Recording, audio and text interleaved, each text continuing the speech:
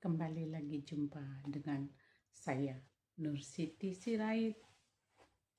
Berharap hari ini lebih baik dari hari kemarin.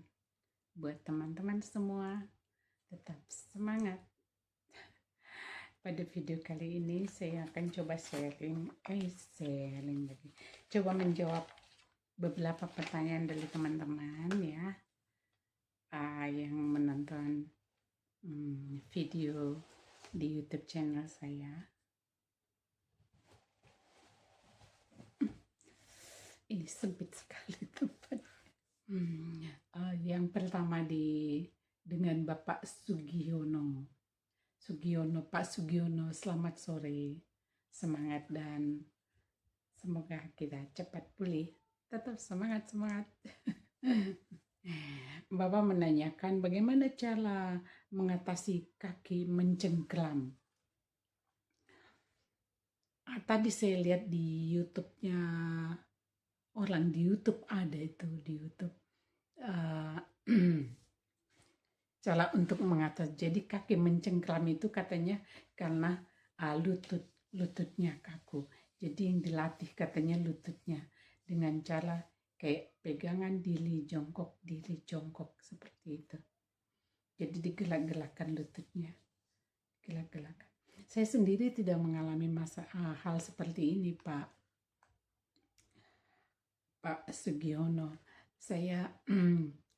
Saya memang stroke sebelah kiri ya. Kiri itu tangan dan kaki sebelah kiri itu bukan tidak mencengkram, tidak kaku, tapi lemas gitu, lemah, seperti nggak ada tulang-tulangnya.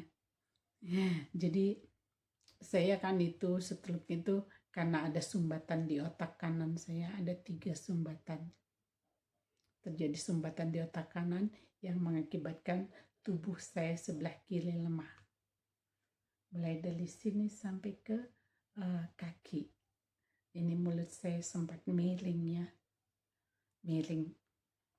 Dan ini saya juga begini ya. Sekarang udah, kalau lagi nggak sadar juga itu bisa turun. Kita harus perhatikan. Nah, jadi Pak, saran saya lebih baik Bapak konsul ke dokter saraf dan utarakan itu, minta supaya dikonsulkan ke dokter rehab medik. Nanti dari sana dokter rehab medik akan mengarahkan terapis harus melakukan terapi apa untuk Bapak dengan masalah seperti Bapak itu. Kalau kita dengan dokter itu pasti arahannya sudah pasti benar ya Pak. Kalau saya kan pasien, kita sesama orang stroke, kasusnya beda. Kalau kasusnya seperti saya, tinggal saya beritahu, saya kasih apa yang saya lakukan. Tapi masalahnya karena kasusnya kita beda. Saya cuman lemes kaki dan tangan dan mulut, sempat tidak bisa untuk menelan makanan, harus pakai di blender dan obat pun dipuyer. Jadi tetap semangat Bapak, boleh cari di YouTube untuk itu. Dan tapi lebih baik ke dokter saraf, dan dokter saraf beritahu kalau Bapak membutuhkan terapi.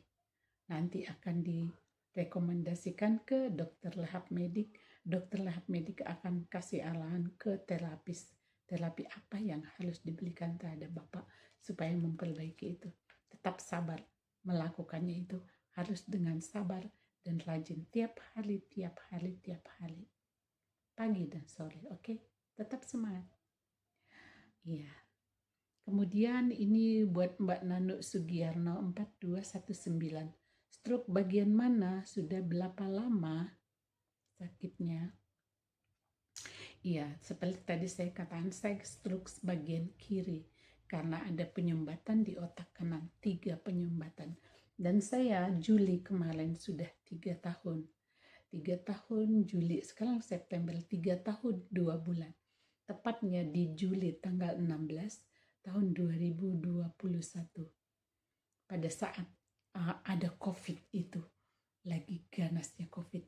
Jadi mungkin saya stres atau kecapean karena saya habis jalan-jalan ke keliling Danau Toba dan mungkin juga kelelahan ditambah stres karena COVID. Ya, saya kira seperti itu terjadilah sumbatan. Ya, jadi saya stroke sebelah kiri, lemah sebelah kiri, dan sudah 3 tahun 2 bulan saat ini. Oke, tetap semangat Mbak Nano. Terus Mbak Lindawati 8889. Bunda sekarang apakah sudah sembuh total? Itu dia. Sembuh total itu kita berharap sembuh total itu berarti kita bisa seperti zaman kita belum sakit toh. Mbak Lindawati, seperti itu maksudnya, kalau saya tidak salah nangkap nih maknanya pertanyaannya. Tapi jawaban saya begini, saya merasa sudah sembuh. Sembuh total. Oh belum lah, masih pasca stroke penyembuhan, ya. Karena saya juga belum terlalu kokoh berdirinya dan jalannya juga masih oglek-oglek.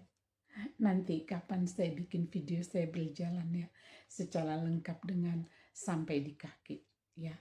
Sekarang belum bisa. Jadi sembuh total, ya. Sekarang kita yang butuh itu, dulu saya targetnya bisa sembuh total, bisa maksudnya kembali seperti saya dulu. Tapi ternyata setelah saya jalanin selama 3 tahun, saya paling rajin terapi, renang, hidroterapi, nge-gym, ya, sepeda statis untuk penguatan kaki, pakai sepeda statis. Terus di rumah sakit juga ada gym waktu itu.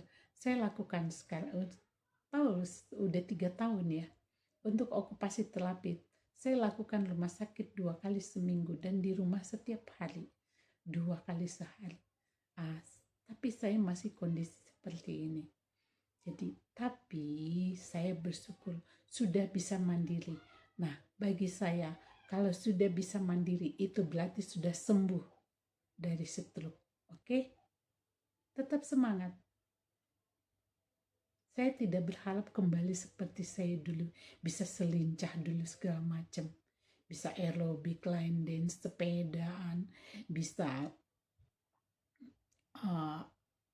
senam, ya kan, dengan gerakan yang banyak itu bisa aku lakukan, sepeda, ya kan. Tapi sekarang bersyukur sudah bisa mandiri, itu sudah paling bagus. Itu sudah pulih, ya, seperti itu. Jadi kita jangan terlalu berharap terlalu jauh. Tapi nggak tahu ya, kalau untuk yang muda-muda mungkin bisa. Kalau saya kan sudah umur 62, mau 63 nanti Februari. Mau 63, siapa tahu karena saya sudah tua jadi kurang bisa maksimal ya.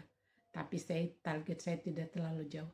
Saya sudah bisa mandiri, itu puji Tuhan. Itu saya sudah bersyukur banget. Tidak lagi diurus-urus. Itu sudah. Udah, itu paling bagus. Oke, Mbak Linda. Mbak Linda bagaimanapun kondisinya, kamu tetap semangat, ya. Ini Pak Komang Suherti. Sulit kalau aku salah baca ya, karena ini mataku juga perlu operasi mata, jadi masih baru kurang jelas.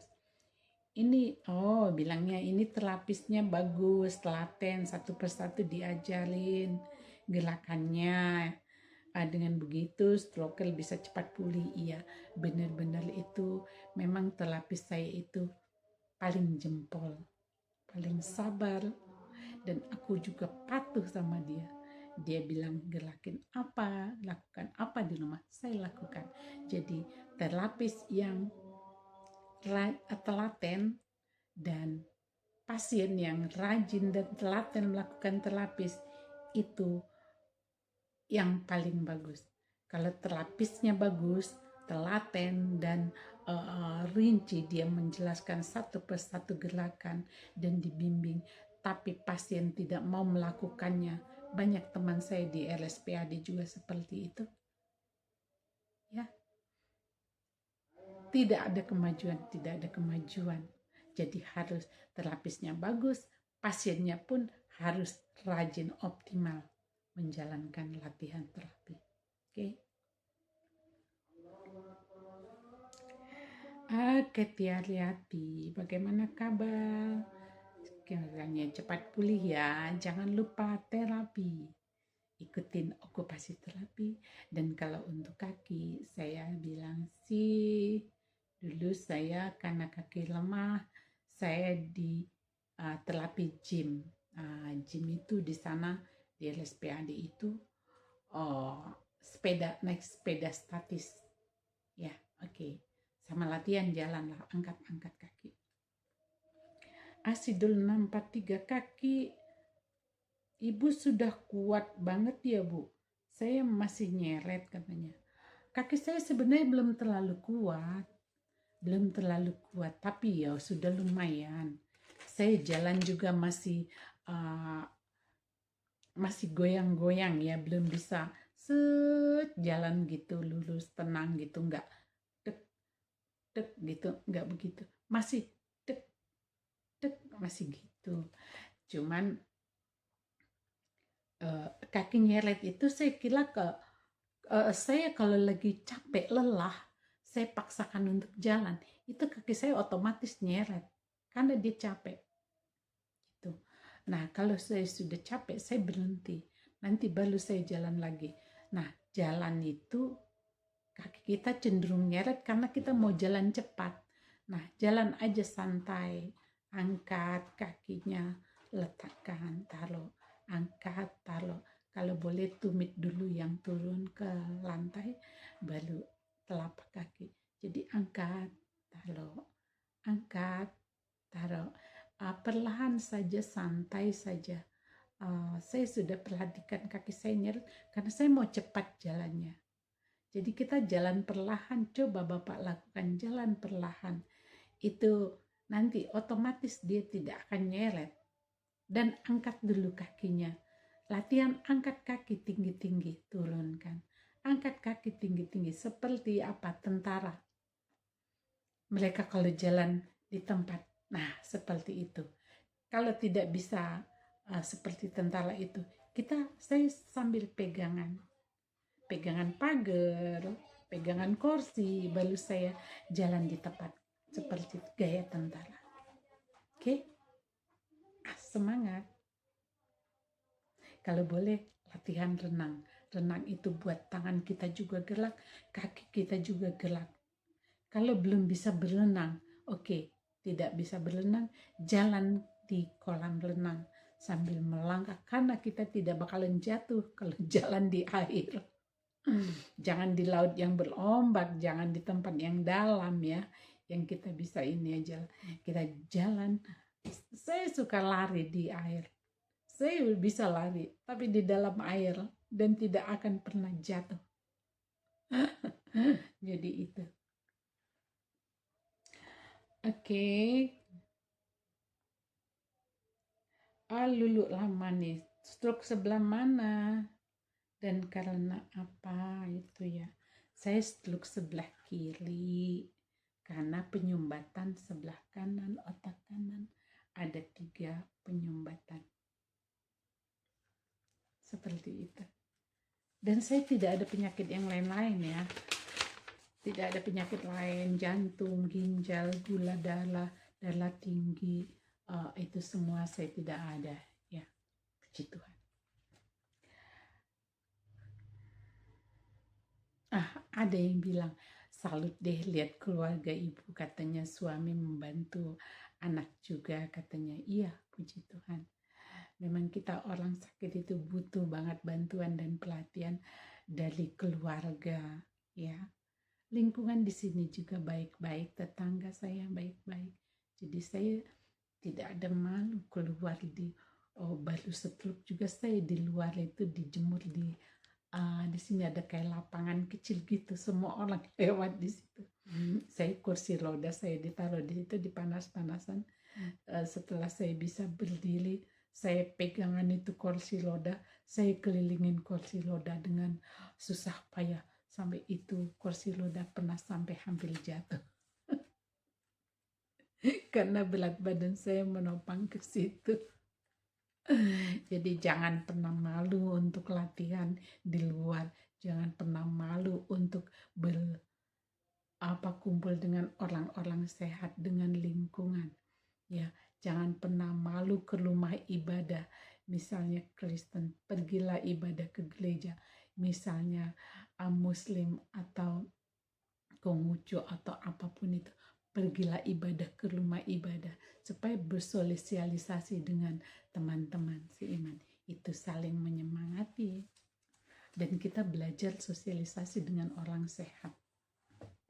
Ikut ini, aku ikut senam di kantor saya, walaupun saya gerakannya tidak bagus, tapi saya tidak malu. Mereka juga ini menyemangati saya. Ayo Bu Nur, ayo Bu Nur. Iya, iya. Seperti itu. Pak Nyoman Rohadi katanya susah lama kembali. Susah deh lama kembalikan normal tangan. Stroke harus ikhlas, sabar, dan terus ikhtiar. Itu betul sekali Pak Nyoman. Memang buat tangan ini memang paling lama. Kalau kaki itu cepat. Karena apa? Kaki kita paksa buat jalan ya kan. Nah kalau tangan kan kadang-kadang karena masih bisa tangan kanan untuk melakukan apa-apa, kita tangan kanan aja. Karena saya yang stroke kiri kan. Nah kalau yang tangan kanan yang stroke, tangan kiri masih bisa. Tangan kiri terus sampai ini kirinya gagah atau kanan saya ini gagah. Tapi kalau kaki kan dua-duanya harus dua-duanya bekerja baru bisa jalan. Jadi kita terpaksa pakai dua-duanya kita gerakkan. Iya toh, sampai karena nggak bisa berat. Seperti tadi itu kaki nyeret pun kita lakukan. Yang penting kita bisa jalan. Tapi kalau tangan, karena kita tangan ini bisa salah satu yang bekerja, jadi kita abai. Ya, abai. Jadi agak lama. Seperti saya mau cuci piring gitu kan, cuci piring. Sebenarnya kan bisa pegang lah ini pakai tangan kiri kan ya. Cuci. Nah, kadang-kadang lupa saya karena tangan kanan saya bisa. Ini tangan kanan saya aja yang kerja, kelumpang piringnya itu sampai ini kebanting-banting kan. Tapi nggak apa-apa, saya ganti plastik semua masalahnya. Nah, kalau lagi ingat, iya, saya pegang pakai ini. Nah, gitu. Jadi tangan itu lama karena itu. Jadi sekarang kita harus aktif dua-dua tangannya, aktif dua-dua kakinya, angkat kakinya supaya tidak nyeret. Intinya kayak gitu. Memang tetap sakit stroke itu pemulihannya lama, tidak ada yang cepat. Demam batuk pilek itu cepat. Kalau stroke itu lama. Sama, namanya sakit kritis ya. Sakit kritis, semua penyakit kritis itu sakit itu penyembuhannya lama. Stroke, sakit jantung, diabetes, kemudian sakit ginjal. Kemarin saya punya teman meninggal karena sakit ginjal, dia cuci darah. Itu sakit ginjal, jantung, apalah, kanker juga penyembuhannya lama. Ya kan, memang semua kita harus berikhtiar, harus sabar. Ya, kalau stroke itu saraf gerak kita yang diserang. Kalau misalnya kayak ginjal atau diabetes, itu semua diserang. Bisa ke mata, bisa ke stroke, bisa ke jantung, ya kan, ke liver, semua diserang. Jadi semua kita harus menjaga. Kalau udah kena sakit kritis itu, namanya sakit kritis ya. Tetap bersyukur kita masih bisa. Tuhan masih Tuhan masih kasih kita hidup dan bisa ketawa-tawa. Jangan lupa tertawa. Hati yang bahagia adalah obat. Hati yang gembira adalah obat. Itu betul. Terus kemudian Jami Safik 9636. Jari saya masih mencengkram katanya. Kalau lengan digerakkan. Bagaimana caranya menggerakkan jari-jari tangan supaya bisa seperti ibu? Nah, itu ikuti okupasi terapi saya. Itu lengkap.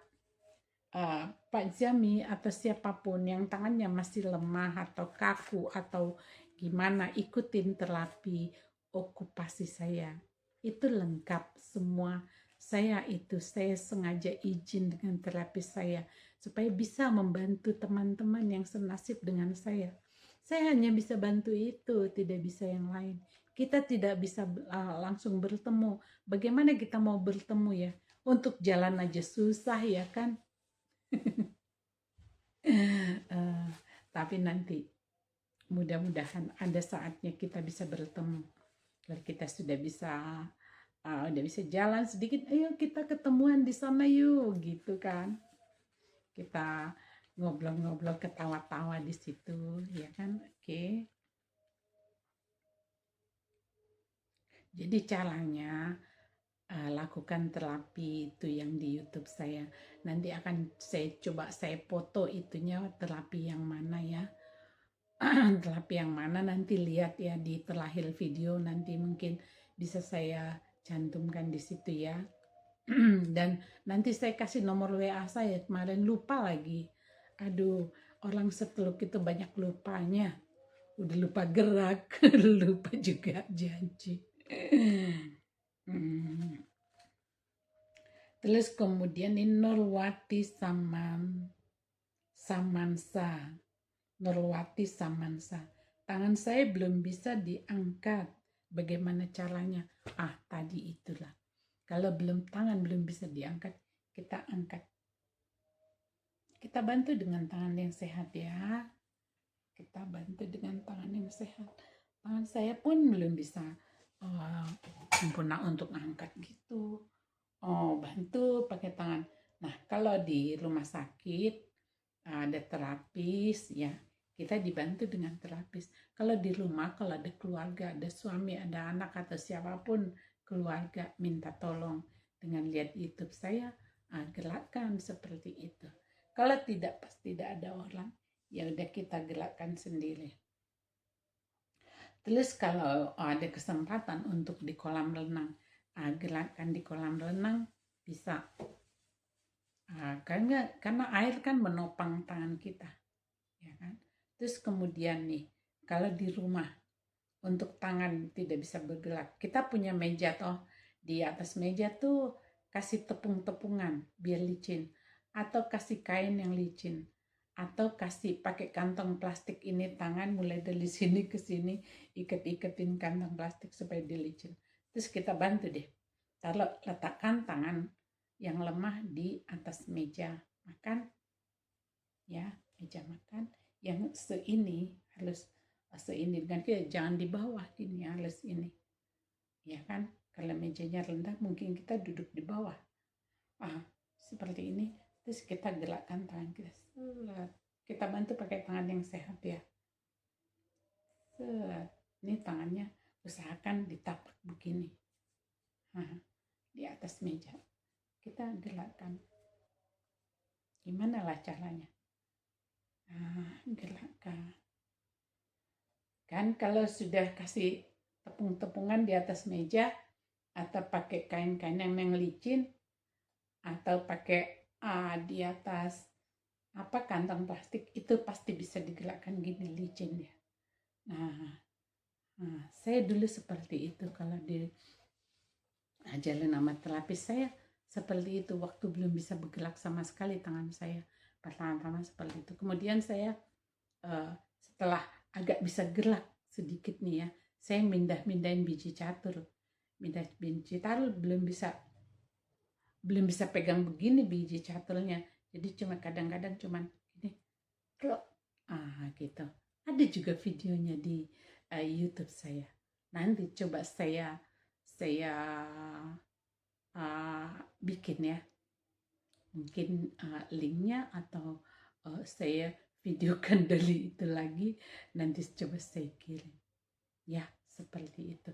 Oke, sampai sekian dulu pertemuan kita kali ini, semoga bermanfaat dan kita struggle tetap semangat walaupun bagaimanapun kondisi kita tetap bersyukur, kita tetap semangat. Memang itu jalani prosesnya, lakukan terapinya, minum obat teratur, jangan lupa konsul setiap bulan ke dokter ya. Yang terapi 2 kali seminggu lakukan ya.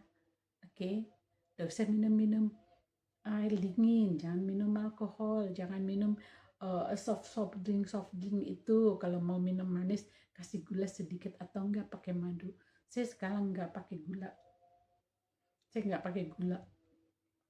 Oke ya, sampai sekian dulu, sampai jumpa di next video. Jangan lupa like, subscribe, dan kasih komentar yang baik supaya mendukung channel saya dan saya bisa saling berbagi dengan teman-teman semua.